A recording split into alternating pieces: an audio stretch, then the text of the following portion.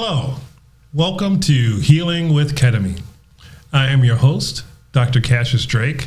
We're excited to be with you again today as we continue our discussions on spirituality and healing and everything that it takes to be a whole, happy, and well human being.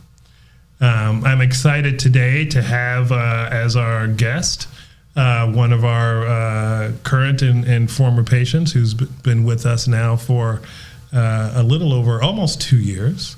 And she'll be sharing with you some insights on her journey and her process with us as we discuss what it takes to heal, how ketamine can help open doors to transformation and changes in perception, and how our process of integration and the way of the butterfly supports that process in an ongoing and powerful manner.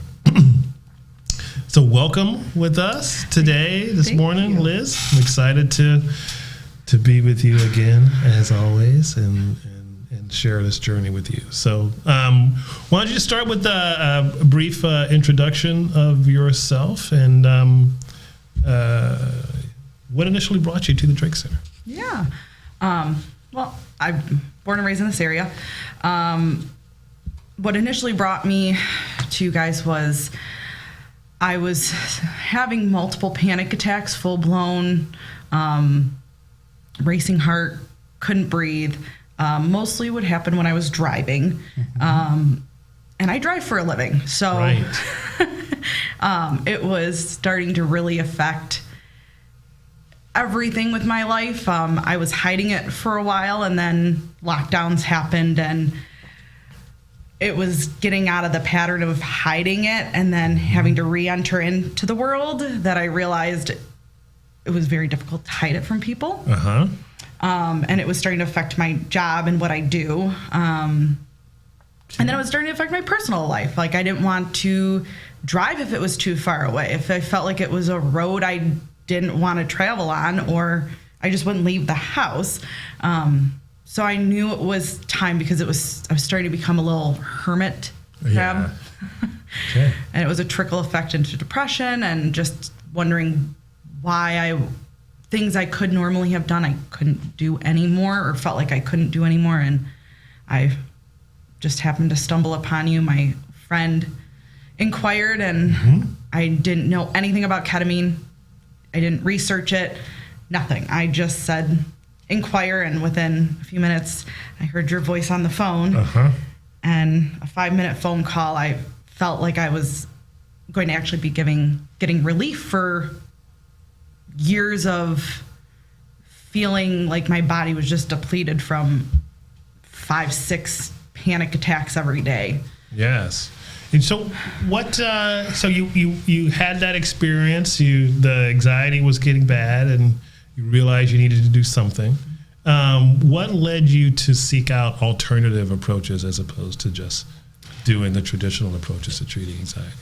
So our family does have a long run track record of anxiety, depression disorders. And one thing I always told myself, and for me, is I wanted to stay away from the daily medications. I was trying to fix it myself. I was hoping if I ignored it, it would go away.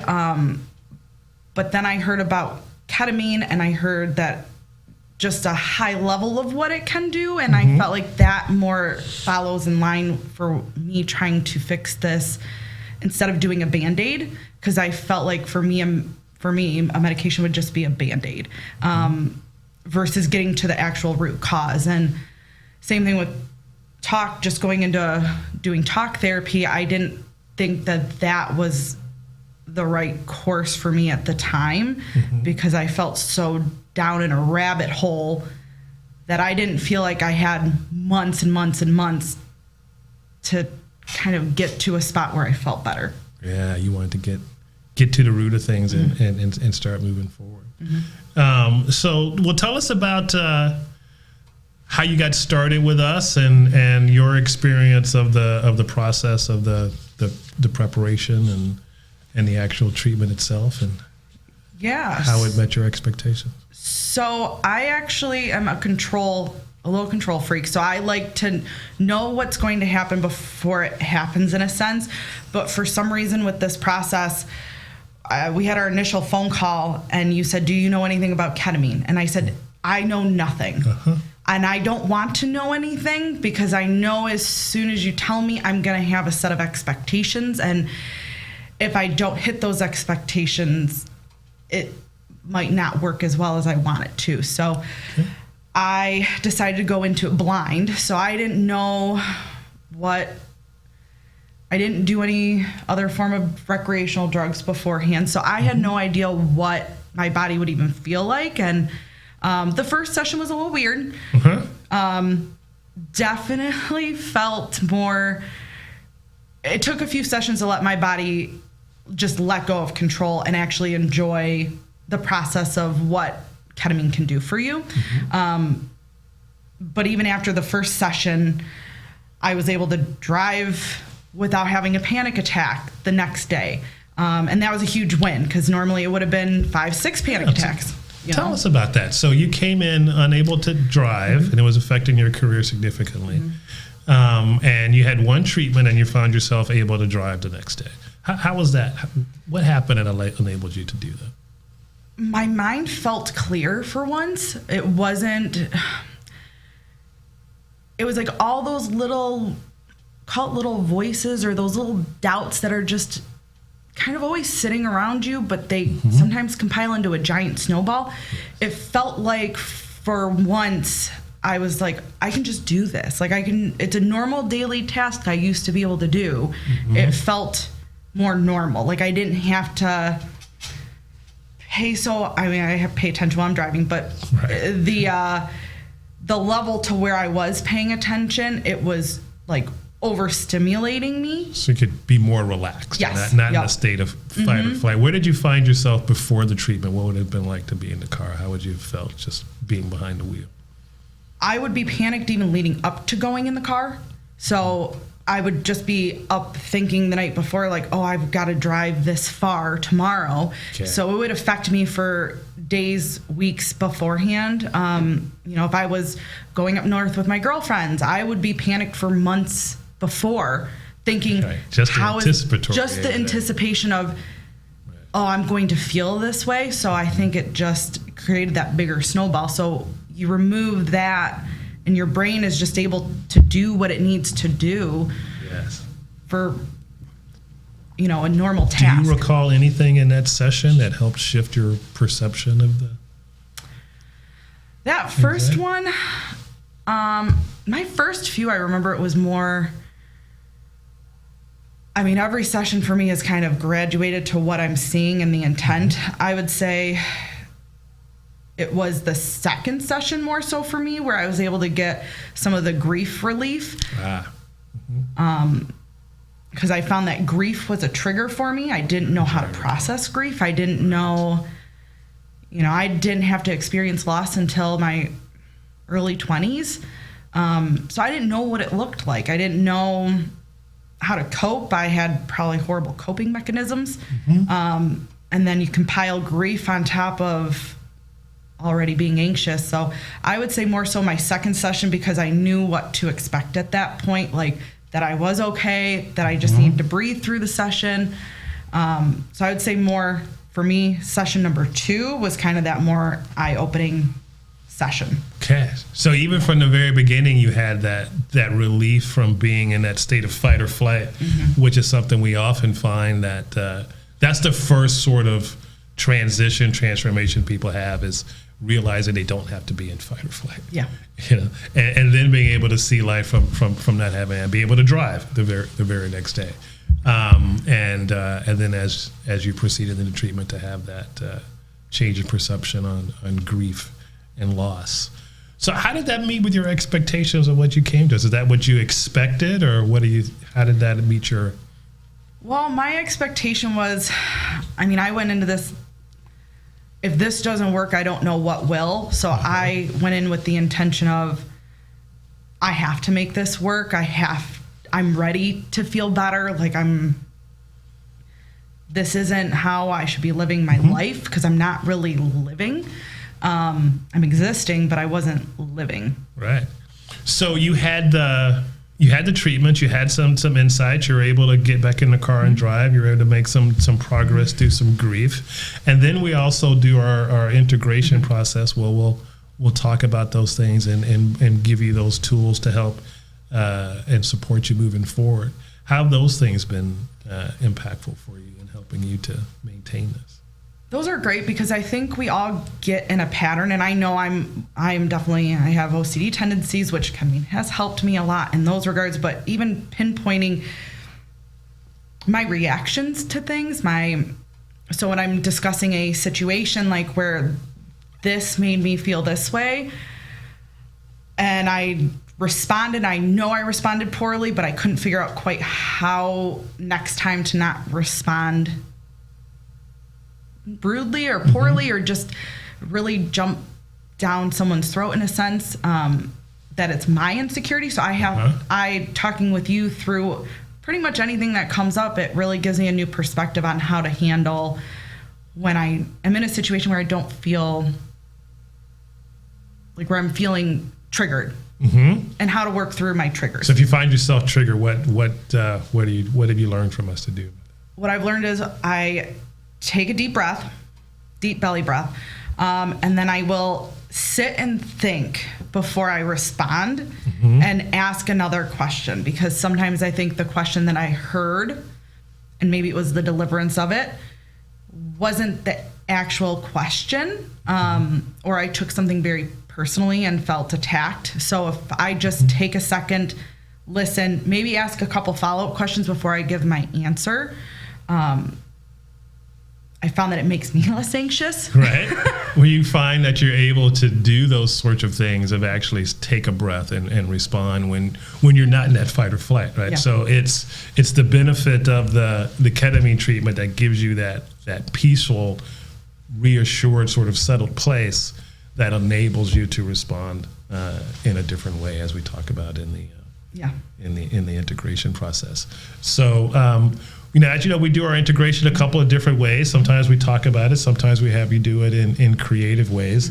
And we have some work behind you that you did in our creative process. You want to share with us any insights about the paintings behind you and what those meant for you and how that process impacted you? The one right behind me, that was my very first one. So that was essentially, this is my grief on a painting. And it's just, for me, I held in dealing with it, like how to deal with that person not being there. Are they okay? You have regret, like, did I do everything I could have done? Was there more I could have done? So it was in my second session, the man in the portrait is my grandpa. He passed away when I was in my early 20s. And then there's two dogs. One was one of my first dogs, Max. He's the brown-black dog. And then the tan one was kind of what set me over the edge. It was my dog, Lola.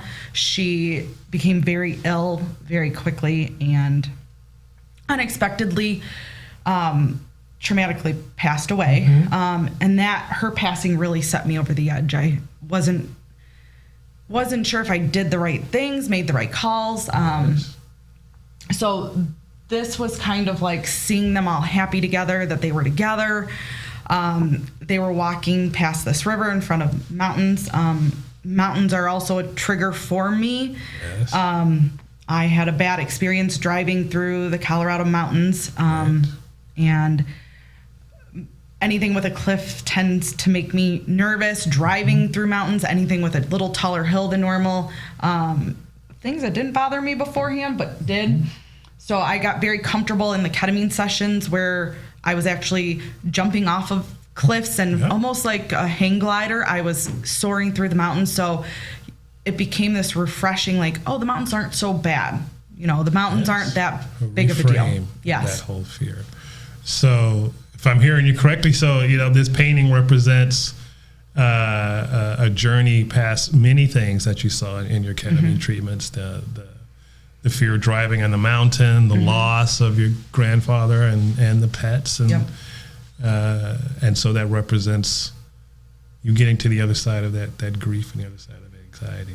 Yeah. And I remember that session clearly because it was the first time in probably 10 years I felt like there had been a 20-pound weight on my chest.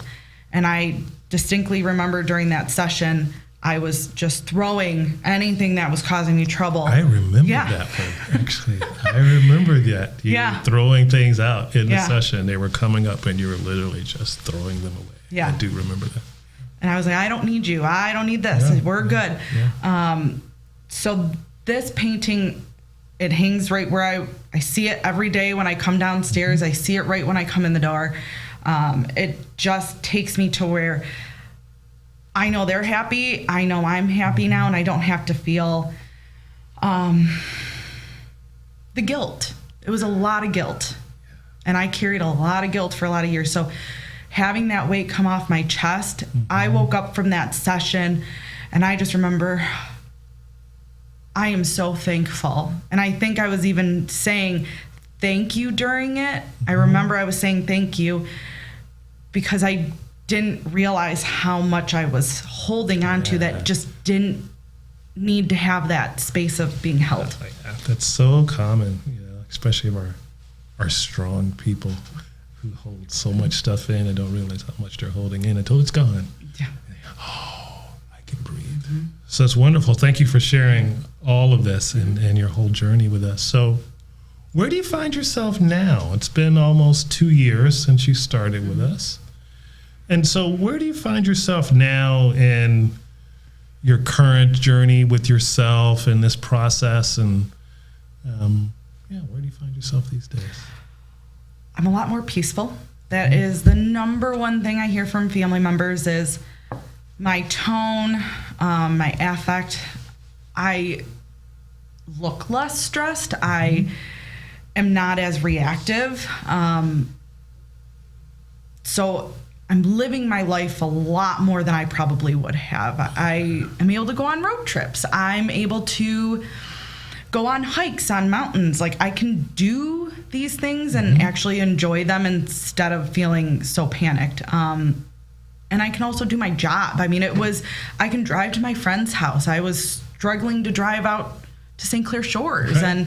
And, then I stopped reaching out to people. Like it had a giant trickle that I didn't want to burden other people with. And so I just withdrew because it was the easiest thing that if I don't reach out, no one's going to ask me to do anything and I don't have to drive. So now I'm on the freeways. I'm at my friend's house. I'm not even giving it a second thought. I can get in the car and drive to Home Depot. I can just all those small little tasks that you kind of take for granted. Now I'm like, I can do anything. So you find yourself in a very different place. How do you maintain this? I look for triggers. So, I mean, I do, as you start doing these sessions, you start to realize, I can feel a little anxiety creeping in. It's, to me, I think everyone has a little bit, but it's learning when a little is going to set you over that edge. So I try to come in and do my sessions when I start to feel a little like I didn't respond the greatest in that situation, or I'm feeling a little more overwhelmed than I normally do. So I usually will then reach out because I'm like, okay, now it's time. That's every few months or so you found. And in the meantime, are there any daily strategies or practices that you use that help you support you in the meantime? I do actually do my breathing before I get in the car. More so if I'm going to do a longer trip now. So I don't have to do it every single time, but I just try to give myself that sense of peace before I get in. And everything is less regimented because that's what I always felt would keep me okay. Like now I can kind of fly by the seat of my pants and just jump in and go somewhere. But I do always try to breathe. If I feel like I'm starting to feel a little off, I just go right back to that breath. Like I might stop what I'm doing and just give myself like 1 minute, even 30 seconds, just something to refocus my attention. And you find that's helped support you in, Yes. in ways that things didn't before. Wonderful. So, life's always a process of growth and challenges, and we start in one place and we get some insights and we start to grow and we grow into them and they get stronger, and then life has a tendency to show up again with another place for us to stretch and grow. Are you finding that in your life in any, where do you find this to be tested or challenged these days? I would say everything is still a growing thing for me. So even in my relationship with my boyfriend, my responses sometimes are not always the greatest, especially if I'm feeling a little more anxious. So I've had to really learn how to communicate that, hi, right now I'm feeling a little more anxious than normal. Can we table this? Or, hey, I'm really sorry how I responded to you the other day. I realized that I was in the wrong. And, when we have other conversations, let's talk about it in this fashion, or, can we take a pause or figure out what questions we're each trying to ask so that we aren't just in defensive mode. Okay. So you're being much more conscious of your communication. Where do you find that, are there any insights you gained during the course of these treatments that are supporting you in being more conscious of how you communicate, that enable you to see things in a different way? I mean, I would say it's the ketamine, because it really does clear out all the gunk, there's so many, trying to think of a good example, but, when something just gets too gunked up, like your nail polish is a little gunky, like it just created some of the thick stuff in there, and you have to put some of that stuff in there to make it more liquid so you can actually use it. So you just have to learn when it's starting to get gunky and process all that. But so tease that out for me. So the things kind of get clogged up, and the ketamine treatments tend to open that for you. And how does that look? How does that look in your interactions with work or the things that you have to deal with during the day? So when the gunk has been removed, my responses and I'm less caught off guard all the time, and I can take change. I'm not the greatest with change. So change is definitely something where I struggle, but this has helped. So when I'm starting to get that gunky feeling, change overwhelms me, and my response is I'm a little more you can see it on my face, and I'm a little more frazzled. Wait, what do you mean we're changing this? No, we're not doing that. Yeah. But when I have one, I'm like, I need ketamine, and then I'll come in all that little stuff that was probably just sitting there that didn't need to take up the space. Then I can be like, I didn't need to respond that way. That's not a bad change. We can do this, But that's how I can kind of tell when I'm starting to get overwhelmed, and it's my reaction, it's my tone, it's my facial expression. I can tell, I didn't respond how I wanted to respond. And I responded out of fear, not out of an actual concern. Okay. If you were going to take a next step forward in your personal journey, where do you think that step would be next?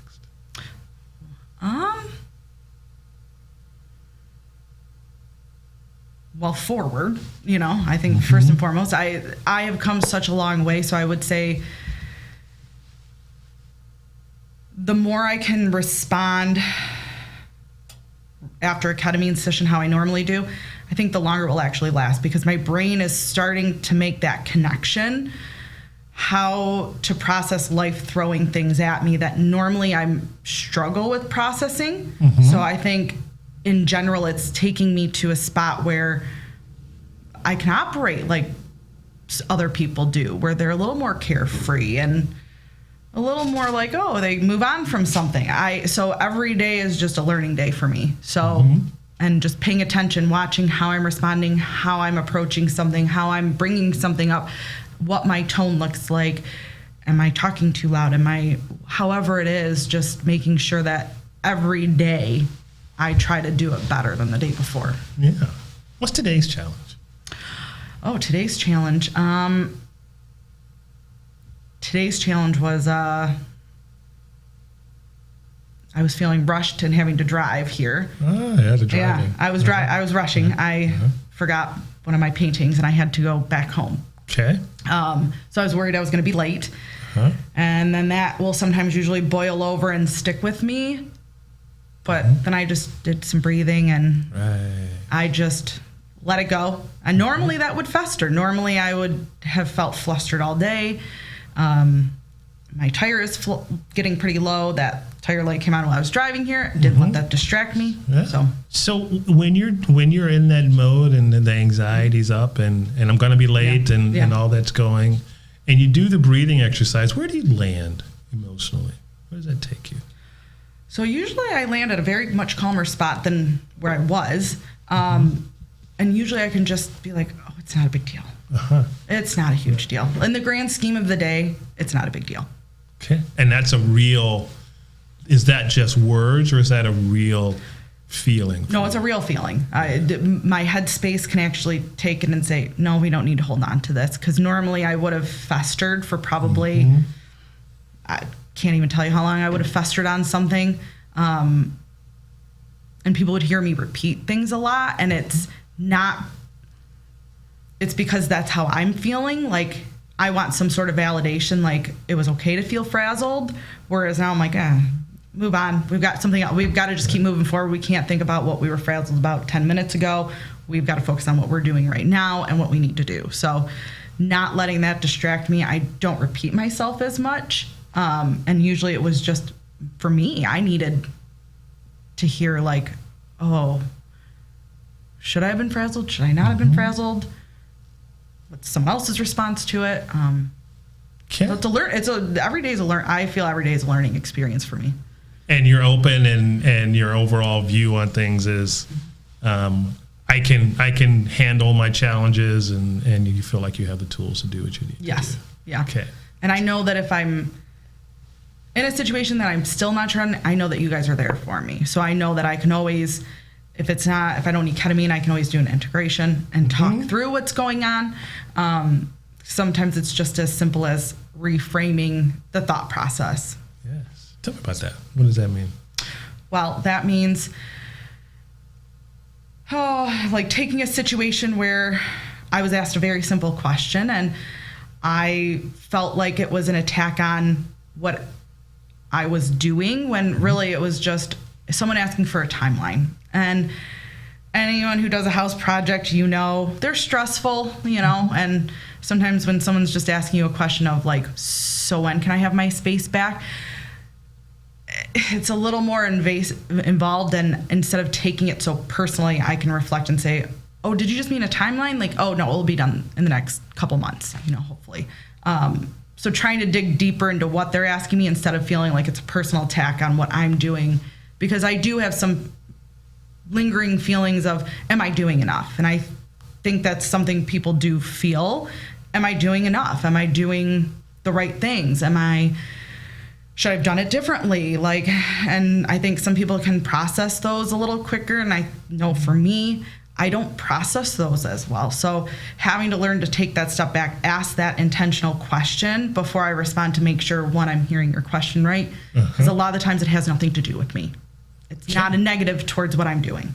So I'm hearing a lot of self-awareness and insight into yourself and how you're responding to other things. All of which happens when you're in that more subtle, peaceful place out of that fight or flight, and how that just oozes into everything, and on all your interactions with people get better. So, people come into this type of treatment with some, a lot of preconceived notions of how they think it's going to go or what it's going to look like. What was most surprising for you about the whole thing? Now looking back at it 2 years later, that it actually worked. I I think that when it's something new, it's very easy for people to doubt, will this work for me? Well, and I look at it like, well, is the life you're living today the greatest? What's the harm in trying it? And that's how I went into this, is I really don't want to go the daily medication route. I want to stay away from that if I can. So I felt like this was like a good alternative, and the more I've done it, the more I do read about it now, and my journey is very different than someone else's session. What I see when I'm under is very different from what someone else sees, and so I think by just kind of doing this and going through it, and I do talk to other people who have done it, and our sessions are very different, yes. but we have very different walks of life, so I think that's something very important to remember is, my healing happened in a certain time frame. Someone else's healing might take longer, or shorter. Yeah. So ketamine is one of those things that's very individualized. So it's not the easiest thing to necessarily compare person to person. Fair enough. Is there anything you would share with someone who's considering ketamine treatment? Just take the leap. Don't even think about it. I'm normally a thinker, and this was one where I just had to tell myself, just kind of like a trust fall. Leap of faith. Yep. And that is like normally not my MO at all. Like that is not how I've ever been. But for some reason with this, I had hope. And I think if you have hope and you're ready for change, and I set intentions with every session. Every session I have a different intention of what I'm looking to get out of it. And when you set those intentions, you'll find it. It's in there. It's just using the ketamine to unlock that spot where it's housed. Good. Thank you so much. One final question for you. A lot of people describe ketamine experiences or psychedelic experiences as mystical or spiritual. How has that shown up for you in your sessions? I mean, I would say that it's different for everyone. I tend to see more animals than anything. A lot of animals, yes. Different animals. But usually when you're in that like subconscious state, you kind of see more like history driven things. I used to see like ancient ruins. I mean, things I've never seen in person, things I've not really paid too much attention to. So, but I mean, for me, I see more animals than anything, and I look at them as they're guiding me on where I need to go in the session. I'm an animal person, but yes. I wouldn't say like I'm that big of an animal person, but for some reason, they're what's guiding me through this whole thing. Do you want to tell us about the bear? Yeah, the bear. I had about 2 or 3 sessions where I kept seeing bears. One of them was off of a ledge, kind of overlooking the water, and it was just a line of bears. They were not harming. I was actually walking with them at some point. They were, they're protecting me. And then another session, I had another bear that was literally just walking with me, very peaceful. And bears, when you look them up, they're protective. So in a time where I think I was feeling a little more vulnerable, it was nice to know I do have protection. I have someone there is something there that is protecting me. I don't need to feel anxious or anything. Like, I have protection, and they're there, they're watching. It's there. So the bears were pretty significant for me. Yeah. That's wonderful. Yeah. Thank you so much. Yeah, I love how the journey in your art from the healing. Yeah. It's like this one represents the healing from the fear and the grief, and this is the landing in the place of protection and security. Yeah. I really love that that illustrates your journey right there. So. And I'm not an artist by any means. So the fact that I will say something about this does tap into a different section of your brain. I'm not the most creative, but somehow when you are doing the painting, you feel calm, and somehow your body just kind of knows what to do, even if that's not something where I would say I could barely draw a stick figure. So, I mean, it's, somehow your brain, even with the ketamine, it does help unleash this other section. So you don't have to have, extensive creative abilities to be able to express yourself in this way. Correct. I was actually very impressed with what I have here. Fair enough. Thank you so much. Anything else you wanted to share with us or our audience before we wrap up? No, but I just think that if you feel stuck, you're unsure. I mean, we've gone through a lot as a society in the last few years. So there's a lot of thick, heavy emotions, and there's an outlet, and it's safe. You're in great hands. I look forward to my ketamine sessions. Like, I like that kind of peaceful. I get 2 hours where there's no phone, there's no distraction. It's just me and my brain, and I've had to get really comfortable with myself, and that was not an easy thing. So I think that if you're struggling at all, and no matter how small or large the struggle seems, give it a shot. Come on in, do a ketamine session, see how you feel, and you'll probably realize, I didn't have to live that way. Yeah. Thank you so much. Yep. All right. Thank you so much for being with us today. Yes. I really appreciate it. Yeah, it's such a pleasure. Well, that's going to wrap up our podcast for today. Thank you so much for being with us and sharing your time with us. We'll be in the future bringing more former patients on to share their journeys, and also discussing more in depth in our protocols and our paradigm of healing, the way of the butterfly, and its emphasis on transformative change and growth. Thank you again for your time, and we look forward to being with you again soon.